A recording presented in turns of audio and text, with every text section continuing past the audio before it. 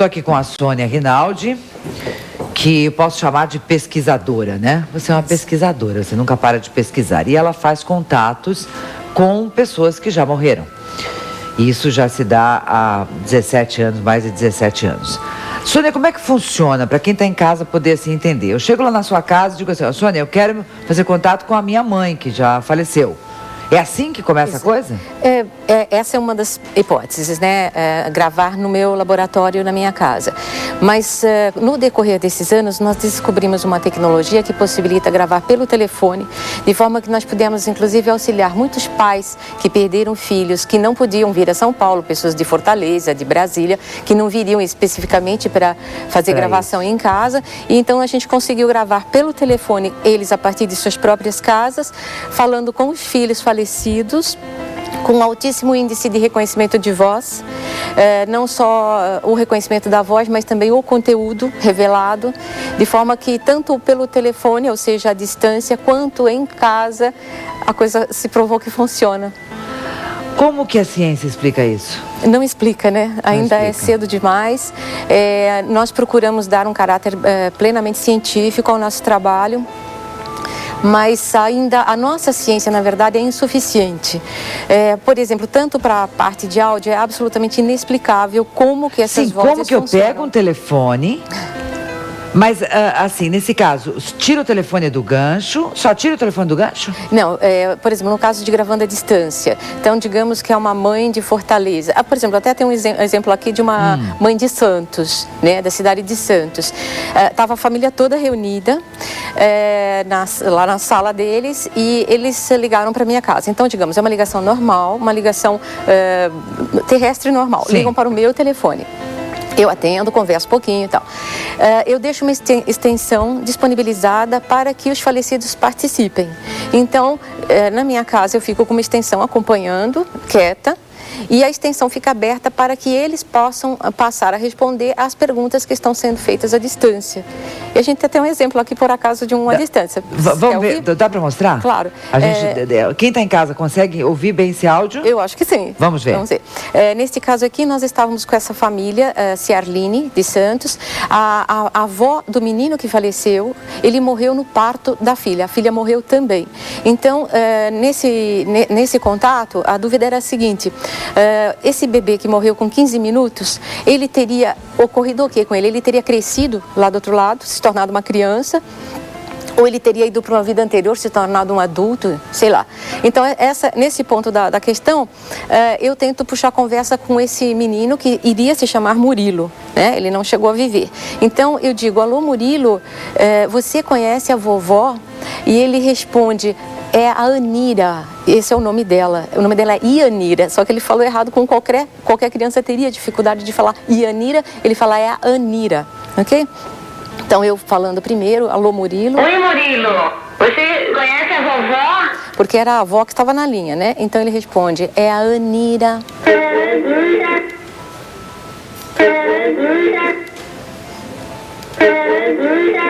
E daí eu falo para ela continuar falando. E ela fala, ele falou, Sônia? Pode falar, Anira. Ele atendeu, Sônia. Surpresa dela, porque ela ouviu a voz, né? Então ele de novo, é a Anira. E esses contatos, eles se dão assim por um longo tempo, por alguns minutos, segundos, como que é isso? Não, eles vão falando na medida em que são questionados. As frases deles são normalmente perfeitas e curtas, mas o diálogo pode se estender. Essa gravação, por exemplo, a Ianira gravou com toda a família, porque daí foi passando para todo mundo queria falar na casa, né, pelo telefone, e isso aí durou uns 20 minutos pelo menos. Qual o caso mais surpreendente que você teve até agora? Olha, para mim surpreendente, acho que são todos. São todos, talvez a gente arrepia cada um, né? Principalmente talvez as imagens, eu acho que são as coisas mais impressionantes que estão acontecendo, porque uma coisa é você ouvir e eu acho que a força da imagem, então, é para desmontar, né? Tudo, né? Bom, gente, a Keila esteve até na sua casa, onde a Sônia tem o laboratório, e a gente vai acompanhar esse VT. É bastante curioso, bem interessante. Dentre os 6 irmãos, Beto era o que Rose mais amava. A pequena diferença de idade Apenas 2 anos estreitava a relação amigável existente entre os dois. Eles estavam sempre juntos, eram amigos, confidentes. Nós brigávamos, né? Que eram 2 anos de diferença, mas assim, éramos amigos, brigávamos, mas também íamos à balada juntos. Então, foi uma época que nós curtimos muito juntos os dois, né? Éramos muito próximos. Quando Beto morreu afogado em 1984, Rose tinha 17 anos de idade. Ela não aceitava a morte do irmão e revela que sofreu demais com a falta dele. Aí eu não podia nem tocar o nome dele, que eu chorava. Não podia falar sobre ele, era muito triste. A dor da perda impulsionou Rose a buscar ajuda para se comunicar com Beto. A jovem decidiu seguir a doutrina espírita e começou a receber mensagens psicografadas dando notícias do irmão morto. O fato dele falar que estava bem, deixar alguns recados para mim, realmente foi muito bom. Mas não ajudou tanto quanto a transcomunicação. A certeza de que Beto estava bem em outra dimensão, segundo Rose, trouxe de volta a paz de espírito. Mas a Rose queria mais do que as cartas psicografadas. Ela queria matar as saudades do irmão, ouvindo a voz dele, conversando com ele. E foi a partir desse desejo que, na década de 90, mais de 10 anos depois de Beto ter morrido, ela descobriu a transcomunicação. Só que não foi fácil, né, Rose, você começar a conversar com o Beto. Antes do primeiro contato, você começou a receber recados dele, né? Não falei na primeira tentativa. No começo vinham vozes inaudíveis, muito baixas, barulho, porque nós não usávamos ruído, apenas o gravador ligado sem ruído algum. Então realmente não dava para ouvir quase nada. Rose fez a transcomunicação por este rádio antigo. Ela sintonizou uma emissora internacional em ondas curtas e captou com um pequeno gravador a voz do além interferindo na programação da emissora. A frase dita pela voz feminina está arquivada num programa de computador. Preste atenção. A voz diz: vosso irmão quer avisar que ama você. O que mais marcou foi quando uma voz feminina entrou na rádio dizendo: vosso irmão manda avisar que ama você. Foi muito bonito. Aí você ficou emocionada, né? Não, com certeza, foi maravilhoso, né? A maior emoção veio pouco tempo depois. Rose ouviu a voz masculina e reconheceu como sendo de seu irmão Beto. Foi fantástico, eu fiquei maravilhada. Muitas saudades, né? Foi uma mistura de tudo, de emoção, de saudades. Ele dizendo que era o Beto e que estava vivo. Isso para mim foi o maior consolo da minha vida, desde que ele desencarnou. Realmente foi o melhor, foi muito bom. As conversas entre eles tornaram-se diárias. Sim, depois disso nós conseguíamos conversar praticamente quase que todos os dias. O que ele te falava? Ele dizia para eu sentir paz, para eu ter calma, que ele continuava vivo, para eu continuar a minha vida principalmente. E ia dando alguns recados pequenos, mas no dia a dia sempre estava ali dizendo que era ele e que estava sempre ao meu lado. E a angústia virou alívio e alegria.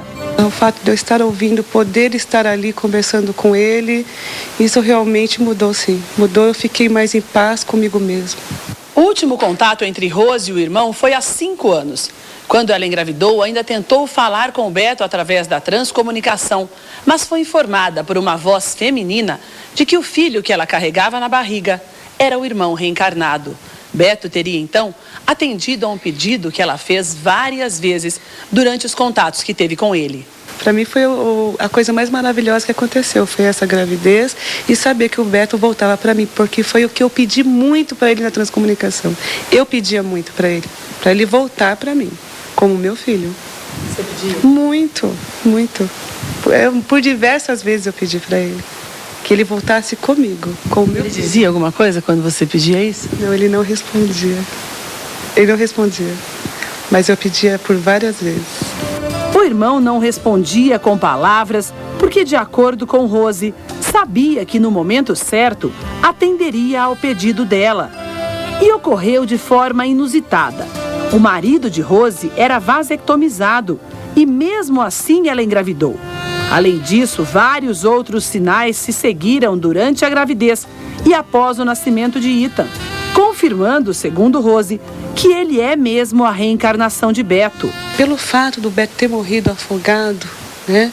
O Ethan, ele não gostava de forma alguma de lavar o cabelo, ele gritava muito, ele chorava, ele entrava em pânico, em desespero. Você tirar uma blusa dele, também isso causava muito transtorno, ele gritava. Então, talvez as marcas que o afogamento deixou no Beto, ele trazia ainda. Esse medo da água que ele sentia, né? E também quando via minha mãe. O que acontece? Ele ficava transtornado quando via minha mãe. Desde muito pequenininho, ele começava a querer falar, gritar e segurar os cabelos dela.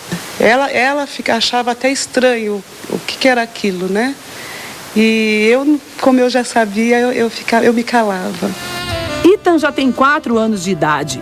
Alheio a todas estas evidências e ao que pode ter passado em outra vida, o menino brinca e sempre sorri. É uma criança feliz, saudável e muito carinhosa com a mãe. Enquanto falávamos das semelhanças entre ele e o tio, Ethan se aproximou devagar.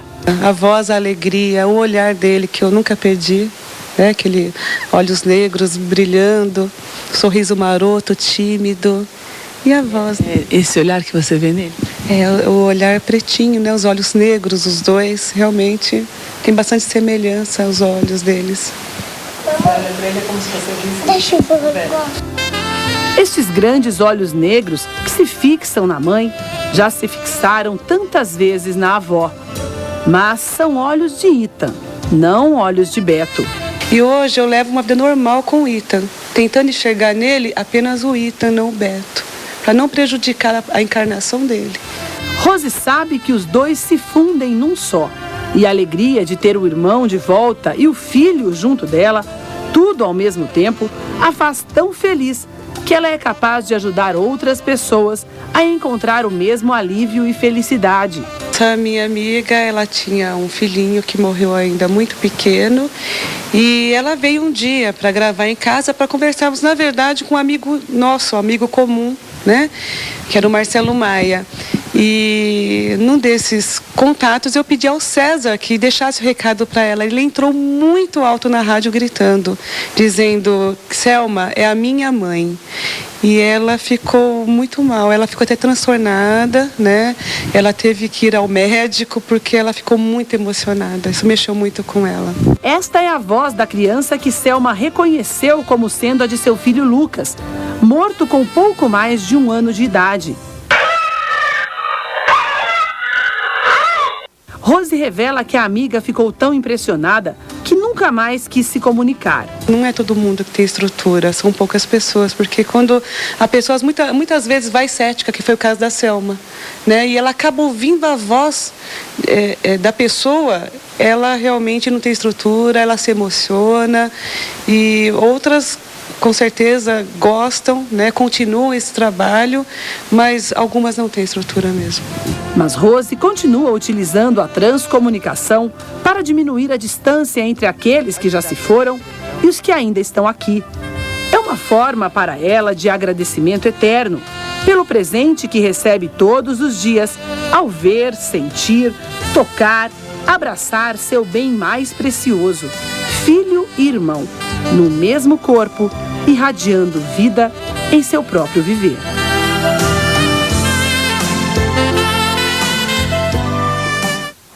Impressionante. Sônia, tem gente que se assusta, então, e não quer mais saber de se comunicar. Às vezes, mas normalmente quem está procurando anseia muito, né, por ouvir, e muitas pessoas até ao contrário, né, renascem novamente por ver que aquela pessoa tão querida não morreu, quer dizer, ela na verdade não evaporou, não foi para o nada, essa pessoa continua existindo e consequentemente um dia haverá o reencontro. Eu acho que isso enche de esperança, principalmente pais que perderam filhos, porque é uma dor talvez a pior de todas, né? Ali na matéria também foi mostrado um rádio. E isso também pode se dar através do rádio? Pode se dar também através do aparelho de TV? Sim, na verdade todos os aparelhos domésticos, vamos dizer, são utilizados hoje. Rádio, computador, telefone, televisão, gravador, tudo. Qualquer aparelho pode ser o intermediário. Claro que existem alguns que facilitam, que nem hoje em dia o uso do computador facilita muito, né? E a gente explica isso justamente no livro para que a pessoa já possa sair gravando, entendeu? Com os falecidos queridos, pessoas que sofrem, né? Já continua a minha conversa com você. A gente começa a conversar com a Sônia, a gente não tem mais vontade de parar. Sônia, se a gente quiser fazer um contato, tentar um contato com alguém agora, isso se dá a qualquer momento? Ou não? Não é assim. Não é A assim. gente precisa de certo ambiente, precisa dos equipamentos adequados. Algumas vezes eu fiz experimentação ao vivo, mas obviamente com programação. Eu cheguei a fazer numa estação de rádio em São José dos Campos, com pleno sucesso. E foi muito curioso porque eles me pediram que ao invés de usar o meu equipamento, que eu usasse os da rádio. E era uma questão assim, ai Deus, será que vai funcionar? E funcionou totalmente, inclusive com o contato da mãe do apresentador. Então foi muito interessante. Mas óbvio, precisa de equipamentos que, por exemplo, nesse momento a gente aqui não dispõe. E, por exemplo, no meu laboratório eu tenho tudo já prontinho, tudo certinho. Quer dizer, são situações diferentes, né?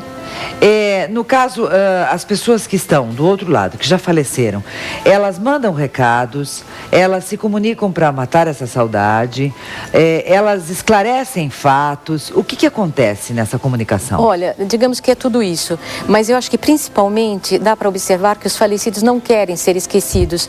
Eles não querem realmente fazer o papel de quem morreu. Ou seja, eles querem continuar participando da vida, mas assim, não com neura, entendeu? Ao contrário, com paz. Ou seja, eles querem se sentir amados. Digamos, uma esposa que faleceu, no dia seguinte o marido já arranja outra e ela virou nada. Quer dizer, ela se sente muito... Ela vai estar concordando com... Ela quer acompanhar a criação dos filhos, mas não é uma interferência... É assim, uma interferência positiva, entendeu? Ela quer se sentir viva. Eu acho que os falecidos querem se sentir vivos.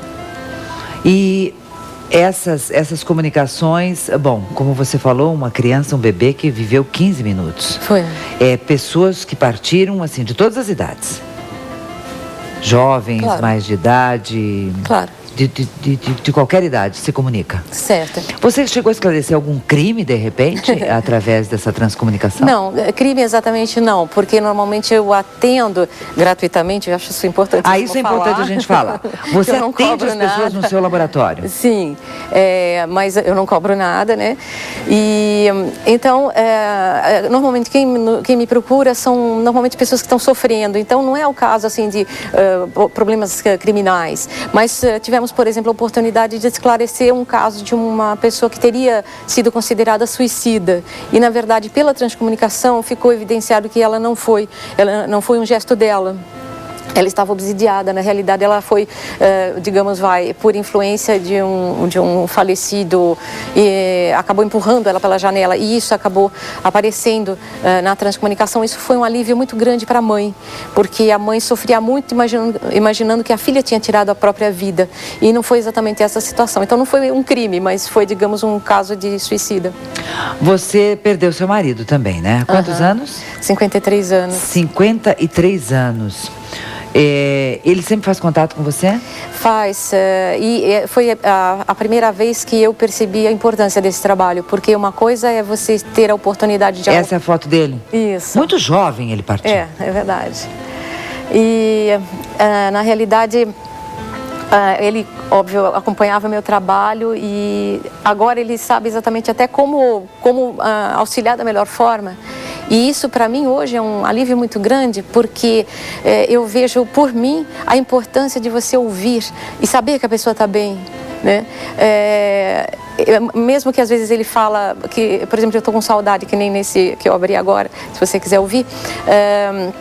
ou informações que ele vá dando, porque é uma coisa que eu acho que talvez venha a mudar um pouquinho os conceitos no futuro, é o seguinte: normalmente algumas religiões induzem a pensar que o falecido vai ficar feliz lá do outro lado, descansando. Eu acho que se a gente considerar que a consciência sobrevive, deve ser meio um saco ficar do outro lado descansando. Acho que a pessoa está viva, ela quer participar, ela quer se comunicar e, óbvio, eles também sofrem com a saudade, da mesma forma que os daqui. E é isso que a gente constata pela transcomunicação, que eles também têm saudade. Eles querem dizer, olha, eu estou bem, eu estou vivo, aliviar a pessoa. E também querem se aliviar por serem lembrados, né? E isso eu percebi depois da partida do meu marido pessoalmente, porque eu percebia nas outras pessoas, né? Agora eu percebi por mim, né? Que comunicação que você tem dele Essa aqui, aí? por exemplo, foi assim, muito curiosa, porque quando passaram esses 7 dias da partida dele, muitas pessoas já perguntavam, você vai fazer missa? Onde que vai ser a missa e tal? E eu fiquei pensando, mas missa? Eu não estava vendo muito sentido. Eu falei, quer saber? Eu vou fazer uma coisa diferente. Reuni amigos e parentes na minha casa e falei, eu vou fazer o seguinte, eu vou fazer uma gravação. Se ele tiver condições de participar, bem. Se o Fernando não tiver condições, eu sei que isto tudo estará sendo mostrado para ele um dia.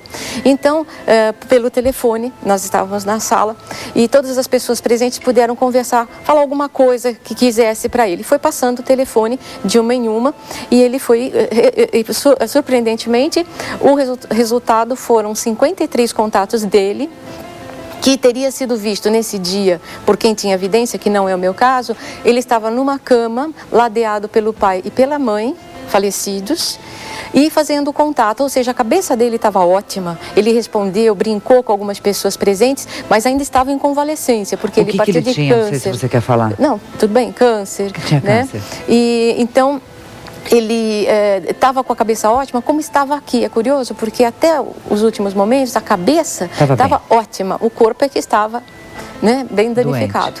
E isso ele mostrou exatamente nessa passagem. Então, 7 dias depois, num determinado momento, eu coloquei uma música que ele gostava e sobre a música ele fala, eu tô com saudades. É isso que podemos ouvir. Quer ouvir? Vamos ver. Então, está sobre a música, tá? Então ele fala, eu tô com saudades. Eu tô com saudades.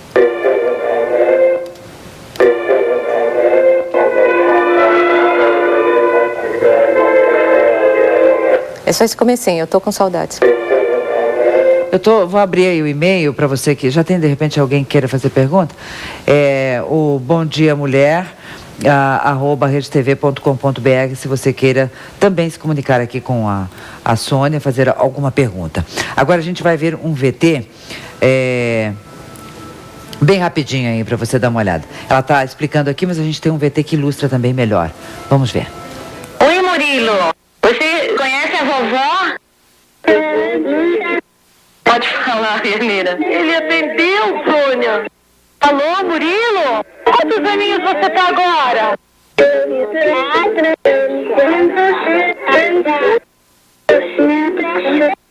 Murilo, tchau, meu filho. Deus te abençoe. Foi maravilhoso falar com você.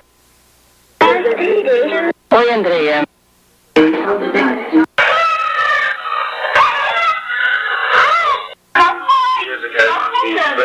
Deixa uma mensagem para nós, por favor.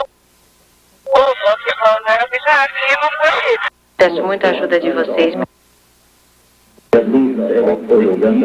E não precisa falar muito alto, pode falar um pouquinho mais longe. Vou me despedir. Oi, dona Lídia. A senhora pode falar alguma coisa?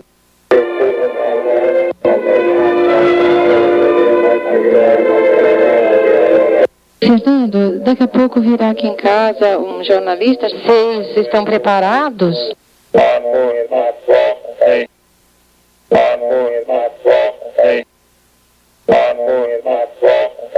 Oi, Fernando. Como é que você está aí? Ai, meu Deus, é impressionante. A gente fica assim. Agora, para quem está ouvindo pela primeira vez, você também vai educar o seu ouvido, né? É mais ou menos isso, porque você precisa ouvir, ir e voltar para você entender, às vezes, na né? realidade, como soltaram todas as vozes numa tacada só, ficou bastante difícil. Mas, por exemplo, se você puser separadamente, daí fica bem fácil. Por exemplo, uma das que passou lá e que eu acho que é interessante mostrar... Repete aqui pra gente. Essa aqui foi dessa semana que eu gravei, porque eu pergunto pro Fernando como ele está, Fernando, seu marido. Meu marido.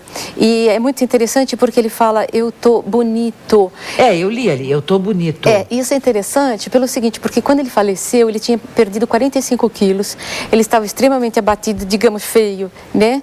Então ele dizer, eu tô bonito, é a mesma coisa que dizer, eu estou ótimo, me recuperei, eu estou feliz, eu estou tudo, né? Então, aqui agora você vai ouvir direitinho, melhor do que naquele momento, olha. Oi, Fernando.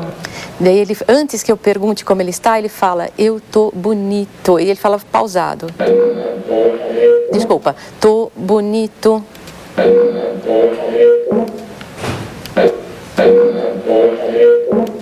E daí que eu pergunto. Como você está aí? Como que você está aí? Então, tô bonito. Como você está aí? Ou seja, eu tô bonito. Nossa, para mim foi uma alegria, Você se comunica, né, com ele com frequência? Sempre que... Hoje ele já, digamos, virou meu parceiro de trabalho. Então, não converso com ele, assim, por tristeza ou saudade, porque, digamos que, graças a Deus, foi uma página que eu virei. Ou seja, eu sei que ele está bem, então, digamos, ele é meu parceiro de trabalho. Então, todas as vezes que eu vou fazer a gravação para outra pessoa, eu não começo antes de passar por ele. Então, oi, Fernando, você vai participar? Tal, vamos em frente. Daí faço para outra pessoa. Ou seja, eu estou sempre em contato, mas não assim, tipo, chorosa, não, graças a Deus. Claro, bate saudade, mas não é um sofrimento, é diferente. Eu sei que eu vou reencontrá-lo. Eu tenho certeza disso. Tu tem filhos? Não. Não tem filhos? Era só eu e ele. E você pretendia ter filhos? Não. Na verdade, ele não podia porque ele tinha esclerose múltipla. Então, já a gente sabia que ele não poderia ter. E digamos que foi uma coisa que não nos fez falta. Eu canalizei toda a energia nossa para o trabalho e pudemos ajudar muitos pais que perderam seus filhos, né? 20, nós vamos continuar aqui a nossa conversa com a Sônia Rinaldi, que é escritora e pesquisadora de contatos com os falecidos, através de aparelhos eletrônicos como o rádio, o telefone, agora o computador. E nós falávamos antes do intervalo sobre imagens. Tínhamos até uma pergunta de um telespectador. Você tem o que de imagem para mostrar para a gente? Olha, eu trouxe um caso que eu considero bastante impressionante pela facilidade do reconhecimento do falecido. Então, aqui nós... Se eles puderem... Olha, nós temos ali o seguinte, para explicar como é que funciona. Vamos lá. Nós descobrimos que se você tiver um familiar diante da câmera, da nossa câmera, esse familiar, que no caso é o pai, que está Onde em que cima... está o pai? Aquelas duas fotos imagens, de cima. Exato, as duas imagens em cima, o pai chama-se Marcelo, essa família é de Santos também, e eles perderam esse menino que estão... As duas imagens que embaixo. Exato, quando o menino era vivo, o André. Tá? O André em duas idades diferentes. O André inicialmente com mais ou menos uns 10 anos e depois mais ou menos com 16, perto de quando ele faleceu. Tá? Então nós tínhamos nesse dia a mãe presente, o pai sentado diante da câmera, que é o Marcelo, e lá pelas tantas o Marcelo simplesmente desaparece e entra no lugar dele a imagem do filho falecido, que é essa totalmente à esquerda. Se você observar as características do pai, ele tem o nariz bem redondinho, ele não tem o pescoço definido, a boca fina. Se você comparar com a imagem paranormal à esquerda, você vai notar que ele tem o lábio bem grosso, exatamente como o André tinha. Se você olhar as duas imagens, as duas fotos do André vivo, você nota que ele tem o lábio bem carnudo e tem pescoço definido. E tem mais uma outra aqui que a gente pode comparar também. O Marcelo à esquerda, as imagens paranormais no meio. Um pouco mais amareladas, para você identificar, são 3 fotos. Isso, mas você nota, por exemplo, o nariz do André. Se você observar na foto totalmente à direita, o nariz do André é penso para baixo, completamente diferente do nariz batatinha, assim, redondinho do pai. E nas imagens paranormais, o nariz é totalmente penso, a boca é carnuda, ou seja, é bem diferente do pai que estava diante da tela. A imagem do pai sumiu. A imagem some do pai. O pai some e entra a imagem do filho no lugar. E esse pai permaneceu diante da câmera? Sim, claro. Ficou ali. O André ficou na tela mais ou menos uns 15 minutos e a mãe que estava do meu lado, olhando o computador, que isso é gravado diretamente no computador, pôde ver o filho no lugar do pai. E nós estávamos gravando áudio junto. Então ela pôde se manifestar falando com o filho diretamente olhando para ele. Antes de aparecer a imagem, eles já estavam conversando? Sim. E o que tinha essa conversa? Que conteúdo tinha? Normal, meu filho, estou com saudade, como que você está? Só a mãe falando, porque o pai estava inerte diante da câmera, né? Porque nós não tínhamos certeza se iria aparecer ou não, certo? Então estava ali gravando, ou então, digamos que durante um determinado período era só o pai na gravação, pai. De repente o pai desaparece e entra o André. Nós vimos quando ele entrou e a Luísa, que é a esposa do Marcelo, percebeu junto comigo, e então, meu filho, você está bem, como você está bonito, enfim, daí já mudou um pouco a conversa, né? Porque nós estávamos gravando. E durante a aparição da imagem, a conversa se manteve? Sim. E ele permaneceu na tela sendo gravado, eu acho que quase uns 15 minutos. E ele tinha expressões faciais, o André. Tinha expressões. Incrível. É realmente muito interessante. Você tem muitos relatos assim com imagens? Com imagens menos, é um trabalho mais recente, né? E principalmente a soma das imagens e áudio junto também é uma coisa bastante recente, mas é isso, na verdade, o próximo passo que a gente está tentando solidificar. E mais que isso, há uma expectativa que também já mostrou seus primórdios de trazer a imagem dos falecidos em 3D, ou seja, uma espécie de um holograma. E isso já começou a ocorrer os primeiros casos. Eu aqui nesse momento não estou com ele aqui, mas a imagem sai da televisão e vem para frente. E a ideia é que essas próprias imagens irão poder falar com as pessoas que estão presentes. Você tem contato no mundo com outras pessoas que trabalham com a transcomunicação, assim como você? Com todos que praticamente Muita fazem. gente está fazendo isso já? Muitas pessoas. Mas ninguém chegou assim no estágio em que a gente chegou, né? Pessoas que fazem captura de imagens normalmente têm cenas estáticas, um tanto difusas, mas, claro, os falecidos aparecem no Brasil também, existem outros pesquisadores que também fazem. E vocês sempre mantêm contato com as novas descobertas, enfim? Ah, sim, com certeza. E a gente procura passar também o que a gente sabe. Experiências novas. Não, com certeza. É o tipo do assunto que eu acho que tem que haver doação em todos os momentos, até porque é uma questão de ética que até, digamos, tem que tipificar o teu trabalho, do contrário você não é nem digna dele, né? Você tem mais alguma coisa aí, Cabral? Mais perguntas de telespectador? Sim. A Márcia Maria está perguntando se as pessoas que cometem o suicídio têm como inserir nessa comunicação que ela faz, nesse trabalho. Se ela consegue ver ou obter a voz. Eu particularmente não tenho esses preconceitos que normalmente algumas religiões impõem. Eu acho que é uma questão de tentar. Se uma pessoa, um parente, tem muita saudade, sofre, eu tenho certeza que essa pessoa que foi suicida pode se manifestar normalmente. Mas alguns suicidas já fizeram contato com você? Eu só tive aquele caso que eu mencionei. Normalmente é saudade normal, que é das pessoas que me procuram, né? Uhum. Como que é determinado o seu horário de trabalho? Isso se dá em qualquer horário do dia? Tudo bem, você tem um laboratório onde você trabalha muitas horas por dia, os contatos se dão mais à noite, enfim? Não, veja só, hoje a gente sabe que tem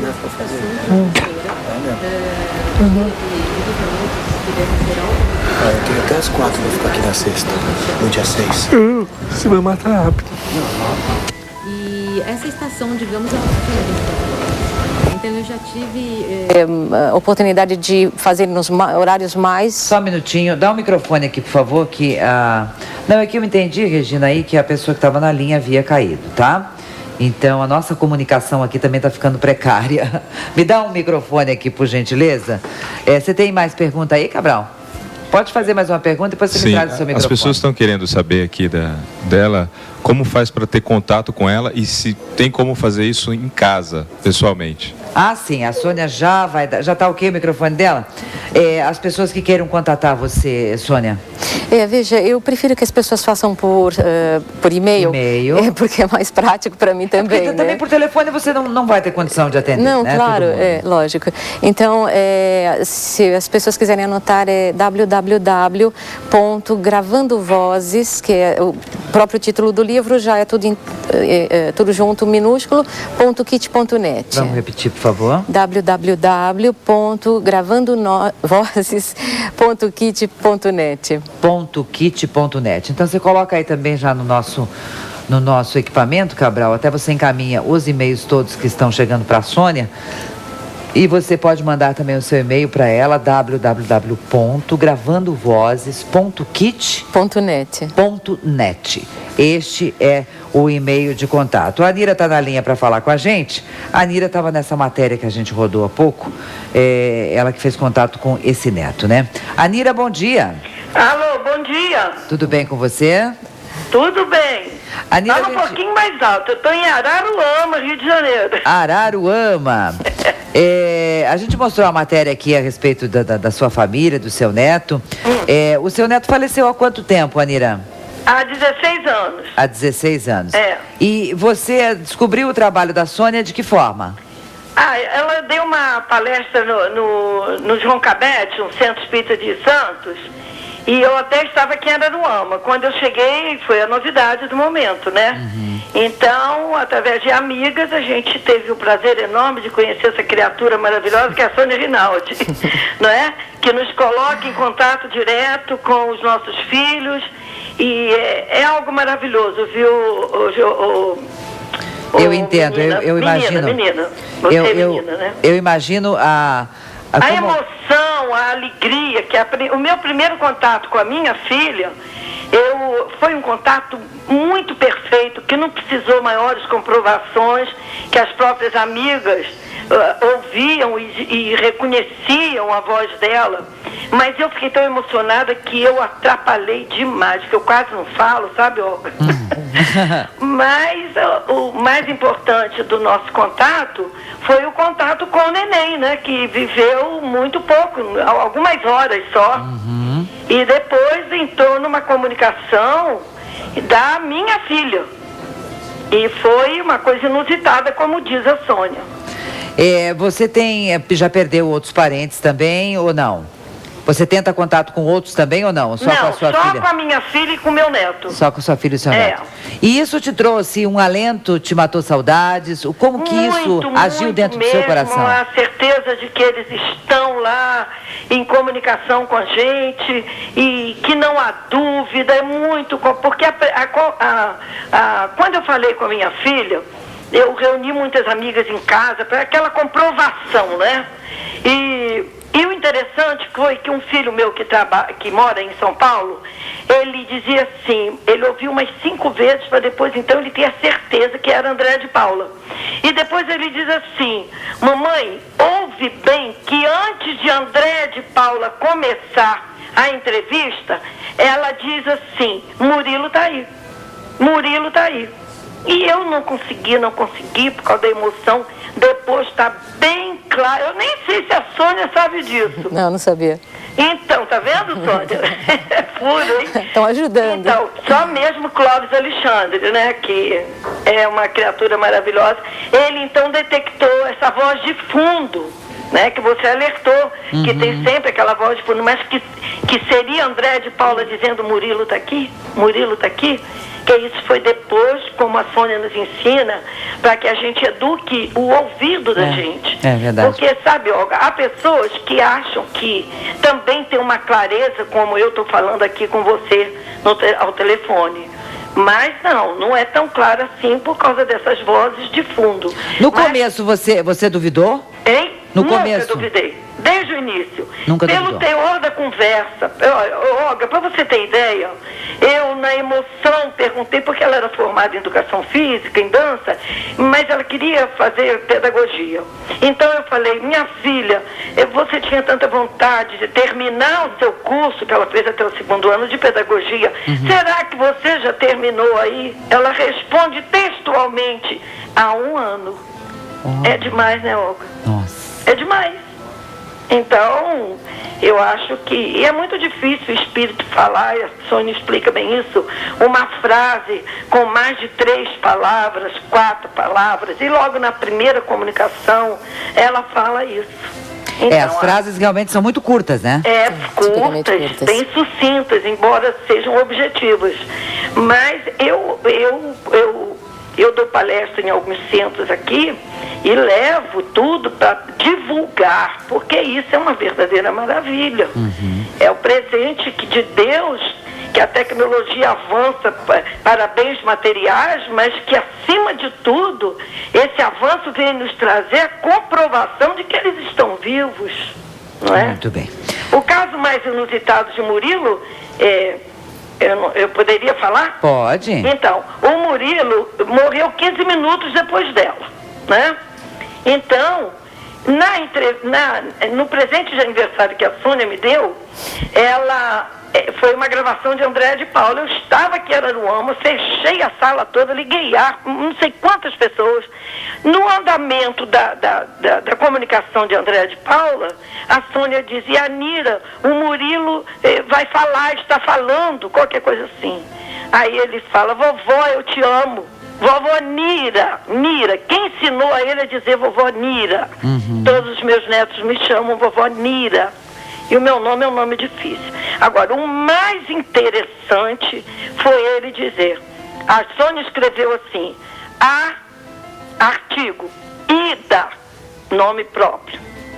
A Ida me protegeu quando Deia morreu. Aí o que será? A minha cunhada veio aqui e a gente chegou à conclusão que essa Ida é uma irmã do meu marido, que cuidou do meu marido quando ele era pequeno, porque a minha sogra era uma família de 20 irmãos, com mais 16, eram 36. E essa a Ida, e não como a Sônia colocou. E o mais bonito é isso, a Sônia colocou a Ida. E o nome da minha cunhada era Aida, um espírito que já havia desencarnado, e ele diz, a Ida me protegeu quando Deia morreu. Quer dizer, Andréa de Paula se desligou e 15 minutos antes dele. Então, quando ele se desligou e morreu, né, se libertou da carne, Aida, o espírito de Aida que veio para levá-lo para o plano espiritual. Eu acho isso da maior importância, a Sônia poderá te dar detalhes maiores. Tá sabe? certo. Então, E Anira, eu acho a transcomunicação maravilhosa, e agora a Sônia, que é essa pesquisadora maravilhosa que o Brasil tem, que não reconhece muito, nos traz agora a imagem dos nossos filhos, né? Então ela é maravilhosa mesmo. Olha o meu poema para ir pro seu livro, hein? Ficou me devendo. Tá bom. Ai, obrigada, Anira. de nada. Olha, você é maravilhosa. Eu acho a sua voz assim, uma coisa linda. Viu? Como é? Olga. Esqueci teu nome, Olga. Tudo de bom para você, um Natal maravilhoso para todos vocês, sabe? Obrigada. E a certeza com essa reportagem linda que você está fazendo, que os nossos entes queridos estão mais vivos do que nós. Obrigada também. Paz no coração de vocês. Beijo, Sônia. Te amo. Tchau. Para você também e toda a sua família. Tá aí o depoimento da Anira, que foi chamada de Vó Nira, né? Vó Nira. Deve ter sido emocionante. Com certeza. Bom, o seu dia a dia é de pura emoção, né? Todos os dias. São descobertas e descobertas.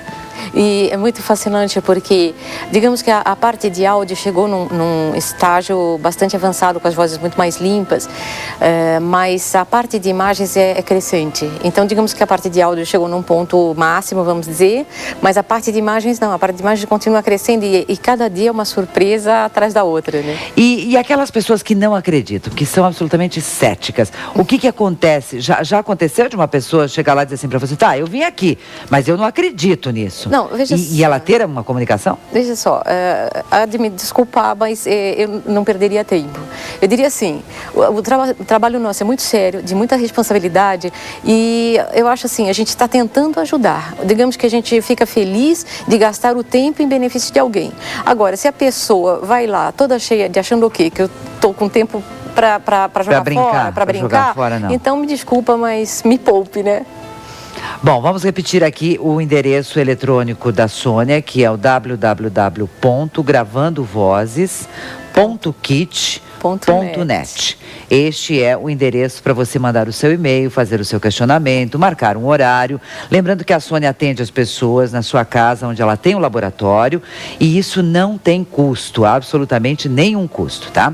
O livro de Sônia, para quem também quer saber mais, está em todo o Brasil? Não, só nós. Só nós, eu não distribuí, eu fiz eu mesma, de forma que pela primeira vez eu mesma estou cuidando de tudo. Então, pelo próprio sitezinho a pessoa pega a informação. Pelo próprio site. E aqui você você me alertou, temos um CD. O que nós temos nesse CD que vem com o livro? Esse CD tem 62 exemplos de vozes paranormais, de casos que tem dentro do livro, inclusive vozes do Fernando, do meu marido.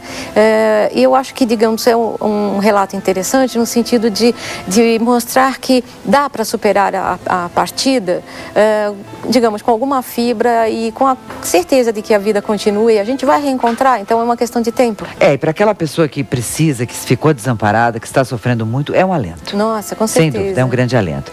Foi bom revê-la. Obrigada. Obrigada por ter vindo. Eu que agradeço pela oportunidade. Um beijo grande para todo mundo. Que você também tenha um bom Natal. Muito obrigada Super para todos 2006. Obrigadão, Tudo Olga. de bom. Sônia Rinaldi, pesquisadora, escritora e que nos concedeu esses minutos aqui para a gente poder esclarecer as dúvidas, né?